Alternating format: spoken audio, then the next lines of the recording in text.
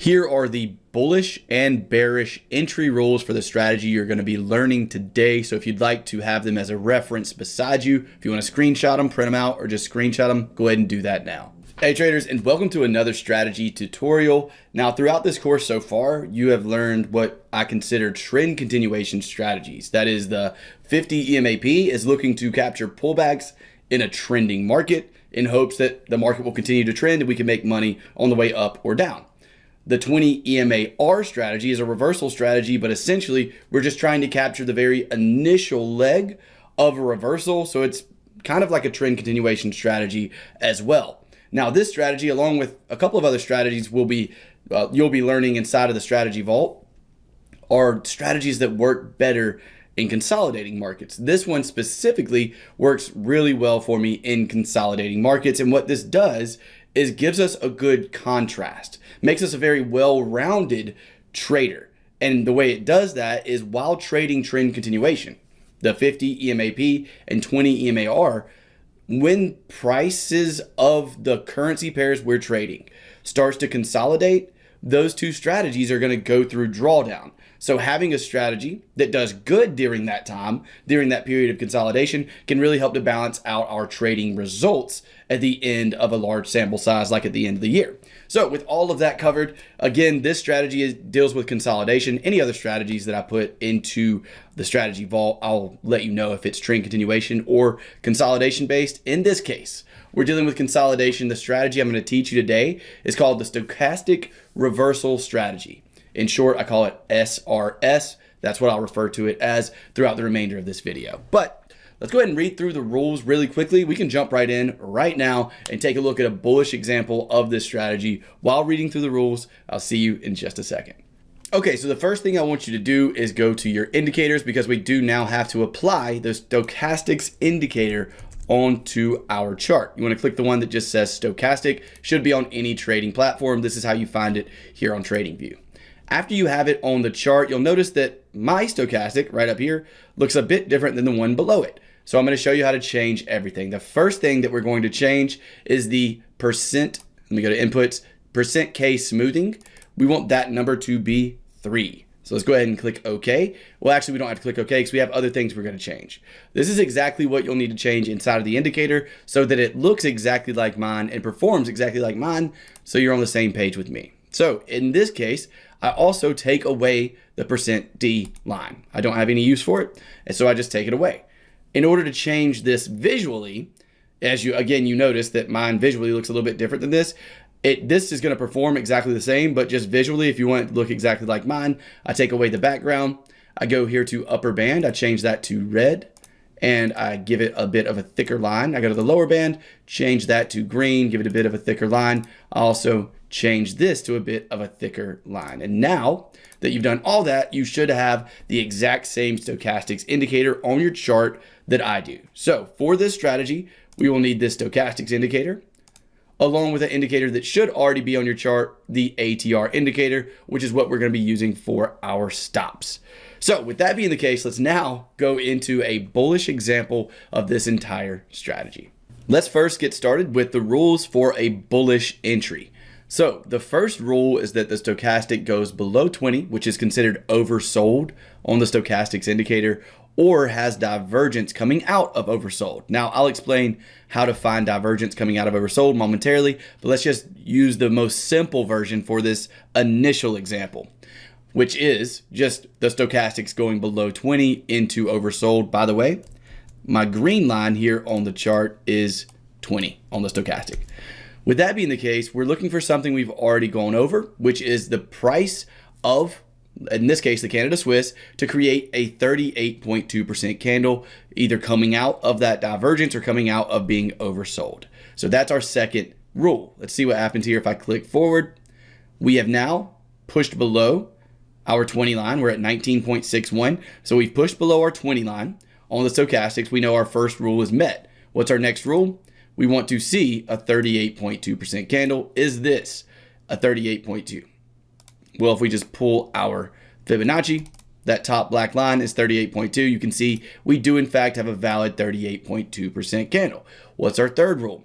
The actual entry for this strategy is going to be a candle that closes above that 38.2% candle. So a really easy way to go about this, and what I did at the beginning of my testing, is just created lines like this. And what we're looking for is a candle to close above the high of our 38.2% candle before a candle closes below the low. If a candle comes down and closes below the low of our 38.2% candle, then that is no longer valid. But what we do want to see is a candle close above our 38.2% candle before a candle closing below our low. And if this happens, then we do in fact have a valid entry. But if you look at rule number 4, this does need to happen within 10 candles. So at times you'll see this, and let me go ahead and delete this. You'll see price create candle, candle, candle, candle, candle, all in through here. If we get more than 10 candles before price either closes below this or above this, then that is counted as an invalid opportunity, and we do not take that trade either. I'll give you some examples of that as we move forward, but let's get to it with our first example. The trade becomes invalid, again, if a candle closes below this low as well. Other than that, we have a valid opportunity as long as we get a candle closing above the high of our 38.2% candle. So let's go ahead and click forward here. And the very next candle does that. Now, because the stops and targets are extremely simple here, I'm going to go ahead and do them with you as well. Our entry would be the close of that candle that closed above our 38.2% candle. Our stop loss goes 1 ATR below the entry candle. The entry candle has an ATR of 23.9. I'm going to call that 24. 24 plus 22 is going to give me a 46 pip stop loss somewhere down there in that area, and a 1-to-1 reward to risk is what we're doing for this example. With that being the case, let's play forward. And oh no, we get stopped out. That is totally fine and will happen with any strategy that you trade. But as we get stopped out, let's do a couple of other bullish examples to ensure that you're understanding the strategy. So as we push down here, I want you to see if you can spot a possible entry. So remember, the bullish version of this is that we want to see the stochastic indicator go below 20. Do we have that here? Yes, we do. The second thing we want to see is price create a 38.2% candle. This looks to be one. Again, an easy way to be objective about this and ensure that you're trading 38.2 correctly is with a Fibonacci retracement from low to high. Obviously, the body of that candle above the 38.2% retracement. Now, within 10 candles, we want to see a candle that closes above that with there not being a candle that closes below the low. Do we get that? Yes, we do. This candle, in fact, if I zoom in to make this easier to see, does close above our 38.2% candle. So now do you remember the stop and target rules? That 1 ATR stop loss below our entry candle. Let's do that. Entry here, the ATR of our entry candle is 24. 24 plus 19, it's going to give me 43. So pulling down now to 43 pips on that stop loss. And for easy math with these examples, a 1-to-1 reward to risk ratio. Now let's see what price did in this case. In this case, pushed down a bit, got about a little bit more than halfway to our stop loss, never did get close enough to stop us out, and then turned around and did in fact hit targets. So here is a really good example of a successful trade using the bullish rules, or the bullish version of the SRS strategy. Let's look at one more example of this before we move on to taking a look at some of the more detailed rules, like what it means for the stochastic to be coming out of divergence. So one more bullish example here. Let's keep the market moving, see if we can find something. Well, first we need the stochastic to go oversold, which has not happened yet. So we'll continue pushing forward here. Oh, here we go. This is actually going to be a really good example for me to explain what it means for the stochastic to be coming out of divergence. So if we look down here on our stochastics, on the stochastics, what do you see? We do in fact go oversold right here, right? That would be right here in this area. If I put a vertical line, it'll be easier to tell exactly when that happened. Okay, vertical line on the chart is where we go oversold. If you can see this, then you already know what divergence is. If you cannot see this, then let me explain it. When price itself is making lower lows, but an indicator such as the stochastic indicator is making higher lows, like we have right here on the stochastic indicator, higher lows on price, lower lows, we call that divergence. So if we're not completely oversold on the stochastic, but we do have divergence on a 38.2% candle, then I do count that as a valid entry. So that's what it means for the stochastic to be coming out of divergence, which is our top rule right here, or coming out of oversold and then divergence. That would be this exact example. So what would we do in that case? We would go ahead. Well, obviously we would ensure that we're correct about this being a 38.2 candle. Let's do that with a Fibonacci retracement. Obviously, the whole body of that candle, it works out, right? So that is a 38.2% candle. We then have horizontal lines at the high of that candle. And the only reason we put it at the low is to ensure that we don't have a candle close below the low, because that discounts this as a valid trading opportunity. So as long as a candle does in fact close above this high, like we get right here with this green candle, and it is within 10 candles from our 38.2% candle, and no candle has closed below our 38.2% candle, as long as all those factors come together, then we have a valid entry opportunity. So there is our valid entry, stopped 1 ATR below the entry candle. Entry candle is 17 on the ATR, down to the low is 17. 17 and 17 is 34. So we have a 34 pip stop loss and a 1-to-1 reward to risk for easy math. We'll click play now and see how this specific trade ended up working out. As you can see, pushing higher for another win using the SRS strategy. Those were a few of the bullish examples, along with the nuance rule of looking for divergence or being oversold. Either of them will do. So it can either be completely oversold, like one of our previous trades we looked at right over here. Whenever this 38.2% candle happened, we were oversold, or it can be divergence, lower lows on price, higher lows coming out of oversold. The initial, we do have to go oversold in order to look for divergence. We couldn't have divergence just here. You know what I'm saying? That wasn't like, that never went oversold. So we do have to be coming out of oversold and see that divergence in order to clarify or to classify this as a valid opportunity to place an entry. So again, those are some of the nuance rules along with the bullish entry. Let's now flip the script and take a look at a bearish version of the SRS strategy. Pretty simple here. The bearish version of this strategy is the exact opposite of the bullish version. So what we're going to be looking for with the bearish version of the SRS strategy is for the stochastic indicator to go overbought, which is above 80, or come out of overbought divergence. 80 is the red line on my stochastic. So that's going to be our first rule.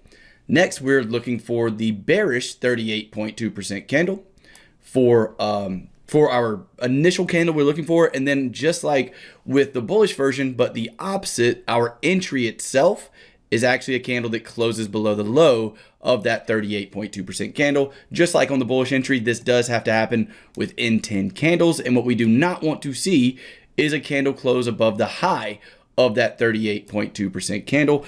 I'm going to go through a couple of really simple examples here for the bearish version. Then I'll dive into some examples of trades that actually aren't valid and the reasons they are not valid to ensure that you completely comprehend the strategy moving forward. Let's take a look though at this first example. So our first rule is what? Going overbought on the stochastic indicator.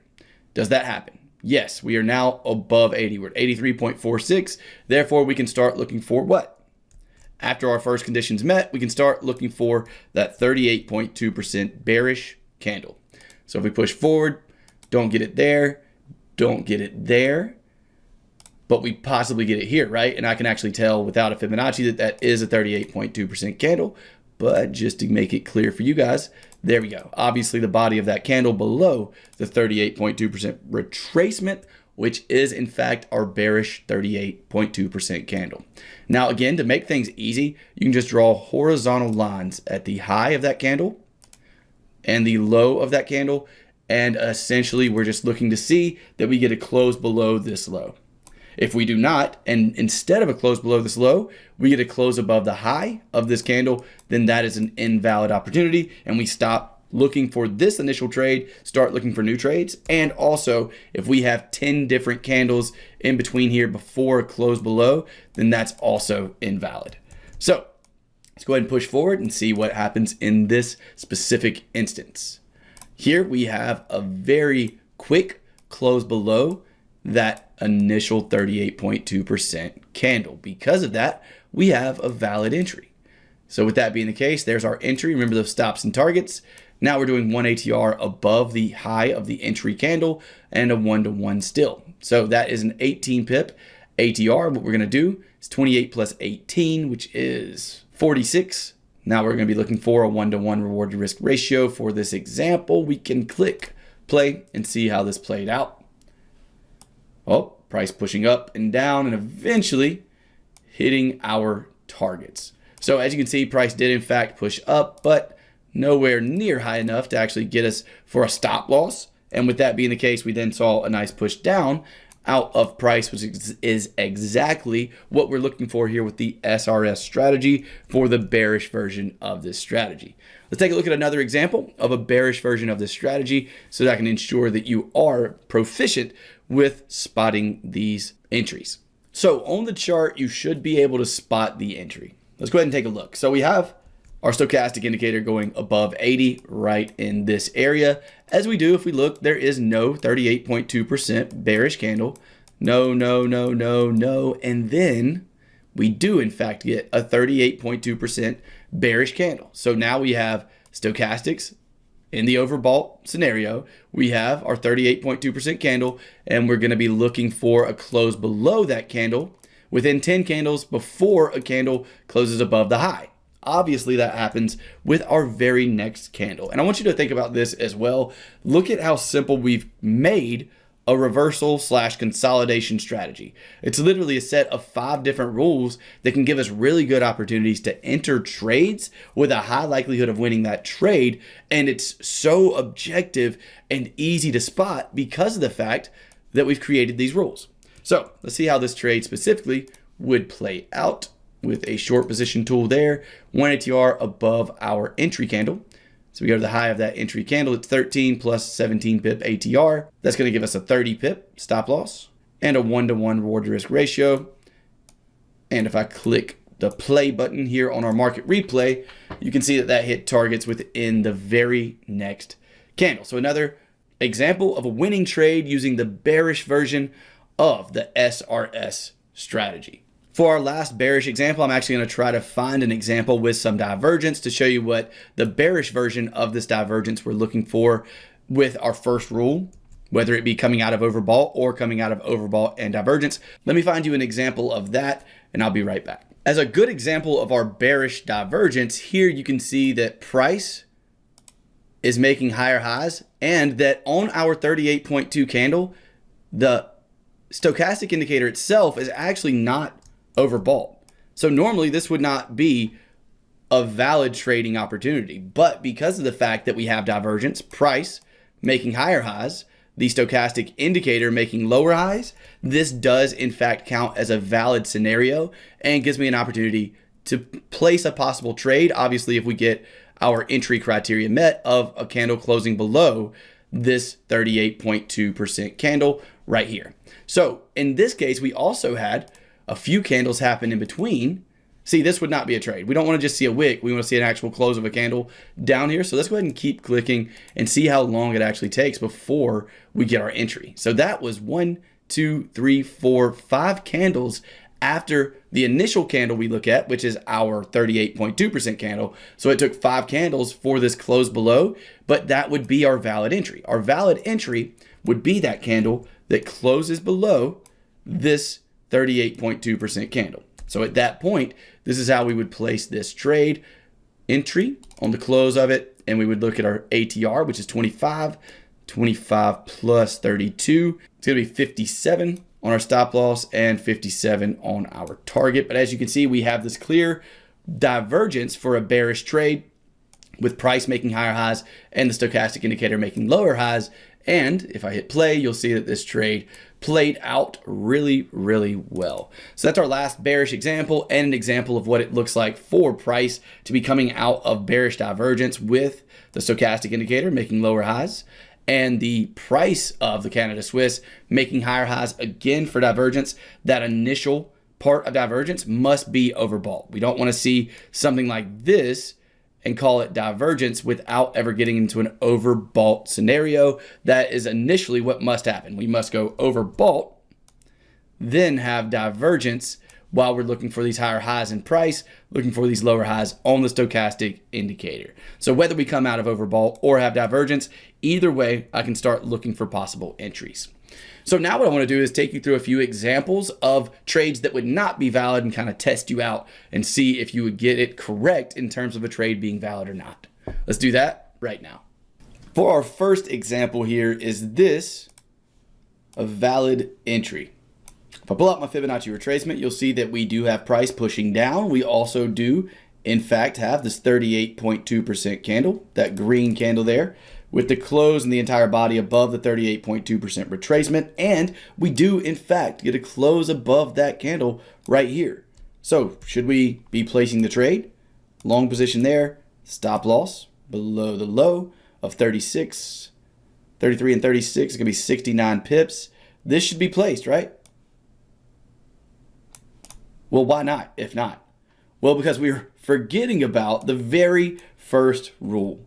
What is the very first rule for a bullish SRS trade? We need the stochastic indicator to go below 20. We do not do that here. So hopefully you were able to spot that towards the beginning of this example, but obviously as a very initial example of what not to do, don't place these trades unless you see the stochastic go oversold or overbought in your backtesting. Don't place these trades at all if you're not comfortable with it. Obviously, I'm not a financial advisor. I'm not telling you how to trade your money. I'm sharing my experience with you on what I'm currently doing. So there's our first example of what not to do. Let's take a look at a couple more now. What about here? Are you going to be entering in this trade using the SRS bearish version of the SRS strategy on the candle close right here? Well, we do have price coming out of overbought, and we do have divergence as the stochastics is making lower highs while price is making higher highs. So that rule is met. We also do in fact have a valid 38.2% candle with this green candle right here. We also in fact do get a close below our 38.2% candle before a close above our high. So what's the reason this would not be valid? Well, look how many candles we have in between here. This is a good example of that rule that we had, that was we must have this close below happen within 10 candles. This is like 20 candles. So we want to make sure that that close below happens within 10 candles of our 38.2% candle, which is the reason this specific trade right here would in fact not be a valid trading opportunity. This would be a valid trade, right? We have price pushing lower, and we do in fact go below 20 on the stochastic indicator, giving us our first rule. We then have our 38.2% candle, very easy to see, and we get a close above it. So at this point, we should be ready to place a trade, correct?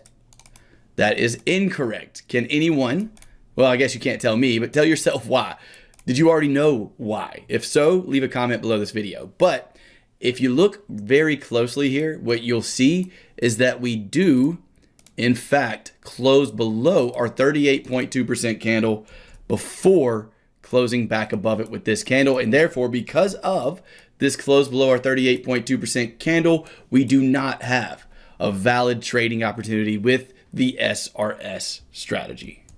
So now that we've been over the rules, let's talk a little more about the results I got from testing this specific strategy. I really hope you enjoyed that tutorial. Let's now jump into the results. So the results for me were around a 61% accuracy over the course of 100 trades. Now, personal preference time. I prefer trading on a 4-hour time frame. So this testing results that you're seeing on the screen right now are from the 4-hour chart of the Canada Swiss, which is my preferred pair. That's my favorite pair for this strategy, and this is how it performed. 61 wins, 39 losses, obviously a 61% accuracy over 100 trades, and 44% return on investment in 100 trades if risking 2% of the total account value, which is how I specifically trade. Speaking of preferences, because a lot of you guys ask me about time frames a lot, and you ask me, Steven, does the strategies you teach work on different time frames?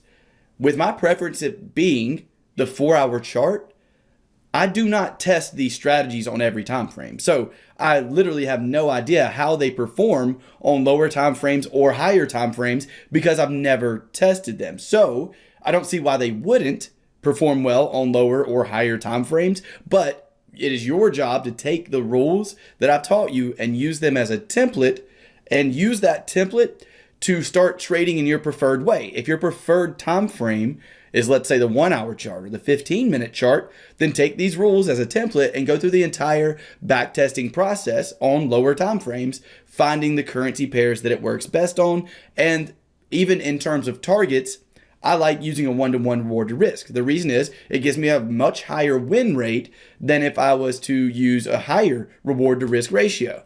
So with that being the case, I'm okay using that 1-to-1 target. Whereas you may prefer using a different way of taking targets. We've discussed a few different ways of taking targets already in the course. So this little rant is just to tell you, feel free to match this strategy to your own personal preferences. I also prefer trading in the Forex market, but I use some of the same strategies and techniques in crypto as well, and along with in the stock market. So if you have a different market you'd like to try these in, you now have the tools necessary to have a template for a strategy, along with having all the tools necessary in terms of what you need to do to build a trading plan, all the back testing that you need to do, all the things you need to test for, all the ways of optimizing your own strategy for your own preferences are found inside of this course. But here are the results for this specific strategy, the stochastic reversal strategy. Again, I want to point out that this is a strategy that works better in consolidation, and this is what I love to do. Some of the best years of trading in my life that I've had have been because of the fact that I had a well-rounded trading plan with 3 different primary strategies. One of them being a strategy that takes really good advantage of trending markets, like the 50 EMAP. One of them being a really good strategy that takes advantage of reversals, like the 20 EMAR. And I know this is called the stochastic reversal strategy, but it honestly, it makes consolidating markets, it gives these consolidating markets potential for you making profit during them. So this is more of a consolidation strategy. So when you combine a trend continuation strategy, a reversal strategy, and a consolidation strategy, what you end up with at the end of a large sample size is a much smaller drawdown and a much larger return on your investment. So one of my favorite ways to use this is in combination with the other 2 strategies you've already learned. I hope this was helpful. If you will, please go ahead and rewatch this one more time if you're confused at all.